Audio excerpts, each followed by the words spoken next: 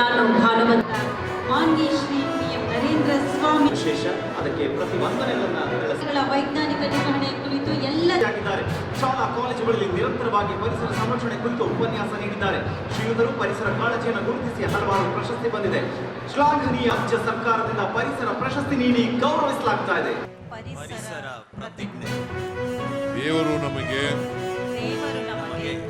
ಉಡುಗೊರೆಯಾಗಿ ನೀಡಿರುವ ಇದರ ಸಂರಕ್ಷಣೆಗಾಗಿ ನನ್ನದೇ ಜವಾಬ್ದಾರಿ.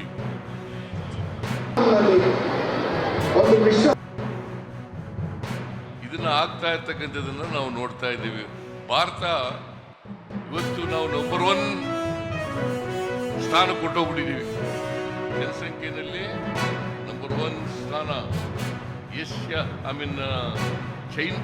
ಚೈನಾನ ಹಿಂದಕ್ಕೆ ಹಾಕ್ಬಿಟ್ಟಿದ್ದೀವಿ. ಚೈನಾ ಮೊದಲು ನಂಬರ್ 1 ಇತ್ತು. ಈಗ ನಮ್ಮ ದೇಶ ಜನಸಂಖ್ಯೆಯಲ್ಲಿ ನಂಬರ್ 1 ಆಗಿದೆ.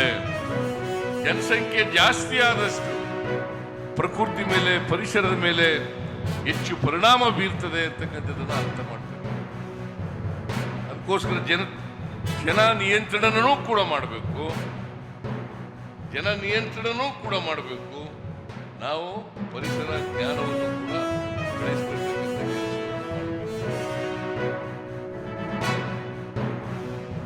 ನಾವು ಪ್ರಕೃತಿಯಿಂದ ನಾವು ಊಟ ಮಾಡ್ತೇವೆ.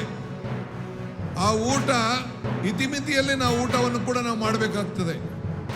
ಹಂಗೆ ಇವತ್ತು ನಾವು ನಮ್ಮ ಮಣ್ಣನ್ನು ಕಾಪಾಡಲಿಕ್ಕೆ, ಪ್ರಕೃತಿಯನ್ನು ಉಳಿಸ್ಲಿಕ್ಕೆ ನಾವೆಲ್ಲ ಸೇರಿ ನಮ್ಮ ಬದುಕಿನಲ್ಲಿ ಒಂದು ಶಾಶ್ವತವಾದಂಥ ಕೆಲಸವನ್ನು ನಾವು ಮಾಡಲಿಕ್ಕೆ ನಾವೆಲ್ಲ ಇಲ್ಲಿ ಸೇರಿದ್ದೇವೆ.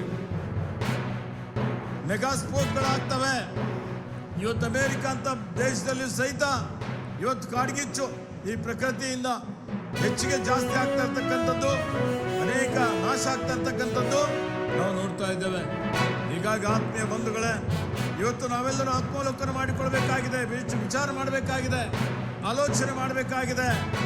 ಪ್ರಕೃತಿ ಪರಿಸರ ನಾವು ಸಂರಕ್ಷಣೆ ಮಾಡದೆ ಹೋದರೆ ಮುಂದಿನ ಪೀಳಿಗೆ ನಮಗೆ ಕ್ಷಮೆ ಮಾಡೋದಿಲ್ಲ.